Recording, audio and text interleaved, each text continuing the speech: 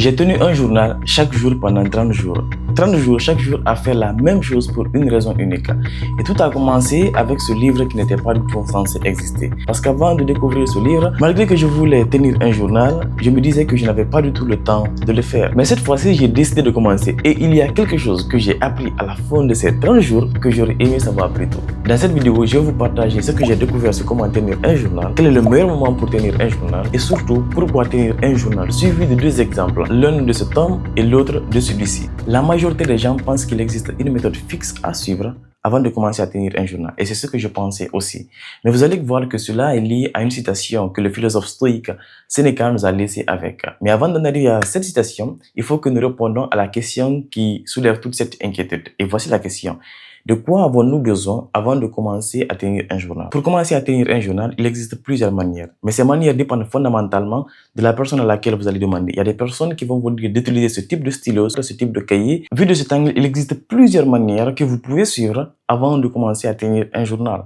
Mais pour vous apporter une réponse claire, il faut que nous allons au-delà de tous ces avis pour trouver la vérité absolue. Et pour cela, nous allons utiliser une méthode qui a été premièrement fondée par le philosophe Socrate, mais surtout popularisée par son élève qui est Aristote. Et voici ce que cette méthode dit. Une connaissance ne peut être fiable que si elle est construite sans assumption jusqu'à tomber sur les vérités fondamentales. Et donc, parce que nous, dans notre cas, notre souci, c'est de connaître la vérité absolue qu'on doit savoir avant de commencer à tenir un journal, nous allons nous poser cette question.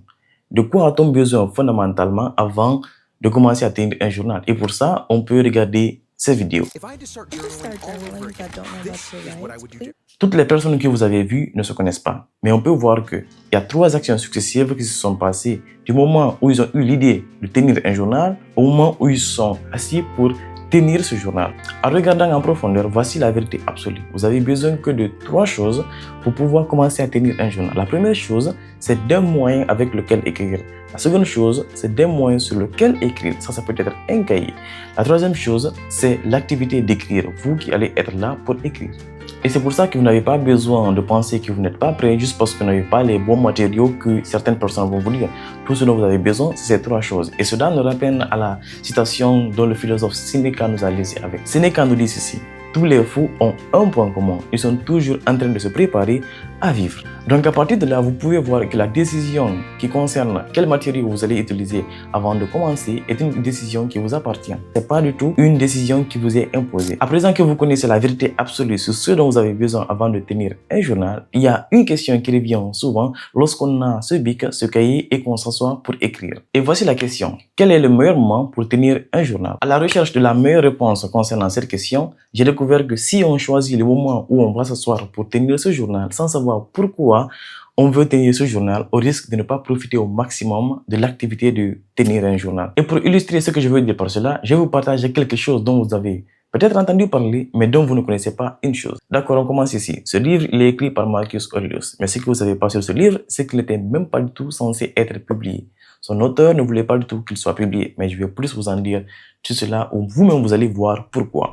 Alors, l'auteur de ce livre, Marcus Aurelius, en son temps, il était considéré comme l'un des hommes les plus puissants au monde. Il était considéré comme l'homme le plus puissant au monde parce que tout simplement, il était le roi de Rome. Et en ce moment, Rome un peu dirigeait le monde. Et avec toute cette puissance, il avait le droit sur la vie de n'importe qui. Il y a beaucoup de gens qui vont être derrière et voir Marcus Aurelius et dire qu'il peut abuser de son pouvoir. Pourtant, malgré tout son pouvoir et ses privilèges, Marcus Aurelius est parvenu à être considéré comme le meilleur roi de Rome. Et l'une des choses qui marque beaucoup aujourd'hui le monde avec cet accomplissement de Marcus Aurelius, c'est que ça n'était pas du tout censé être ainsi. Parce que Marcus Aurelius, il n'a pas du tout eu la vie facile. Non seulement il n'a jamais demandé à être roi, la seconde chose, c'est que beaucoup ne le savent pas. Il a enterré environ 8 de ses enfants avant qu'il ne soit mort. Et une troisième chose, c'est que Marcus Aurelius, il n'avait pas du tout d'égal.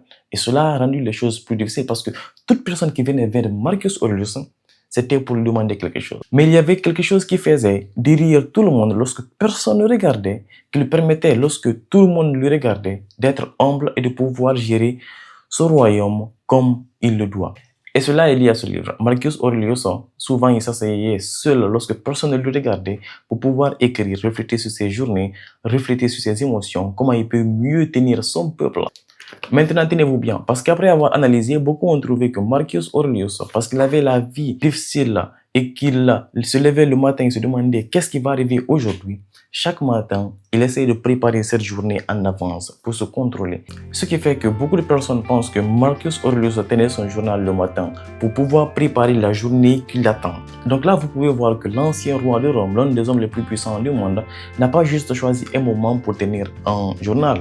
Il s'est dit, cette journée va être difficile. Quel est le meilleur moment pour la préparer? C'est le matin. Et donc cette méthode sera beaucoup plus intéressante pour vous si vous savez que vous allez avoir une journée difficile, comme Marcus Aurelius. Mais ce n'est pas la seule méthode, parce qu'il y a beaucoup de personnes qui vont tirer beaucoup plus de profit à laisser d'abord la journée se passer et maintenant le soir, ils vont réfléchir sur ce qui s'est passé. Comme ça, demain, lorsque la même chose qui est arrivée hier se passe, ils vont se dire, voici comment j'avais réagi hier. Et aujourd'hui, je vais choisir de réagir différemment parce que je veux être une meilleure personne. Et donc, ce qu'on peut apprendre de ceci, c'est qu'avant de choisir le moment où on va s'asseoir pour tenir notre journal, c'est important d'abord de savoir pourquoi on veut tenir ce journal. Qu'est-ce qu'on essaie d'accomplir?